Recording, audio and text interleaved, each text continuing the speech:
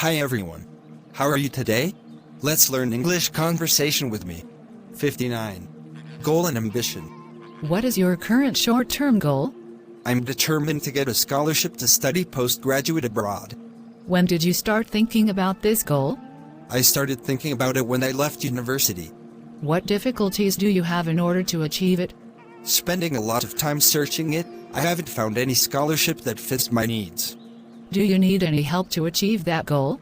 I really need spiritual encouragement from my family and friends. Do your parents support you to achieve that goal? Yes, they do. They're always by my side and support me when needed. Do you think it's important to set goals? Sure. We all need to have some goals to drive ourselves towards them. Setting goals is a necessary step to do in order to succeed in doing something. What are the important qualities to achieve goals? Well, you need to be persistent to what you desire to get. Commitment and patience are needed, too. Thank you for watching my videos. Please subscribe, like and share to channel Sreyoun in order to get more video. Thank you!